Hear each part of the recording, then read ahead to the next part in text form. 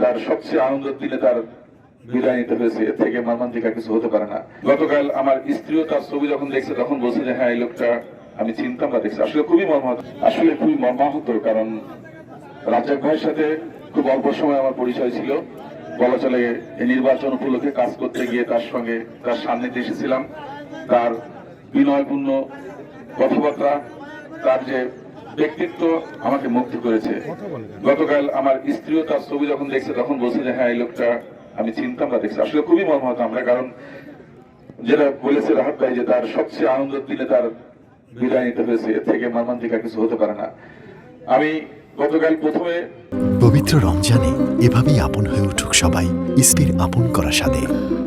ইসপি আপন করা স্বাদ। যখন সংসদ থেকে বের হই তখন আমাদের পৌর বিএনপি নেতা রিয়াদের একটা পোস্ট দেখলাম ফেসবুক।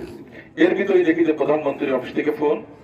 উনি জানতে পেরে আমাকে বললো যে তাড়াতাড়ি খবর নেন এবং জেলা প্রশাসন, পুলিশ প্রশাসন সবাইকে জানান। তো আমাদের প্রধানমন্ত্রীও এ ব্যাপারে সমবেদনা জানিয়েছেন এবং অত্যন্ত মর্মাহত, এবং এই ব্যাপারে আমাদেরকে বলেছেন যে আপনাদের পাশে থাকার জন্য। আমি ওনার নির্দেশের সাথে সাথে আমি আমার মতো করে চেষ্টা করেছি, আর আমি এই জনপদের মানুষ হিসেবে আমার একটা দায়বদ্ধতা আছেই।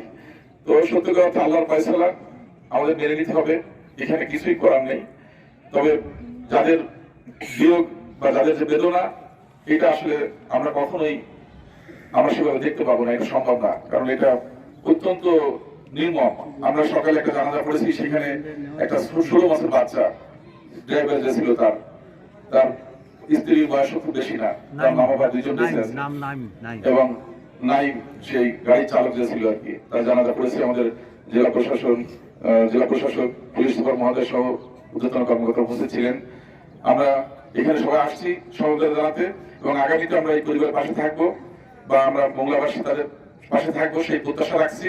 এবং আল্লাহ রাব্বুল আলামিন আমাদের প্রিয় রাজ্জাক ভাইয়ের এবং তার পরিবারে যারা চলে গেছে গতকাল, তাদের সবাইকে যেন ক্ষমা করে দেন, এবং তার যে নতুন যে আত্মীয় হয়েছিল সেই পরিবারে যারা অন্য জায়গায় জানাজা হচ্ছে, আল্লাহ রাব্বুল আলামিন তাদের সবাইকে ক্ষমা করে দিক এবং সবাইকে জান্নাতুল ফেরদৌস নসিব করুন।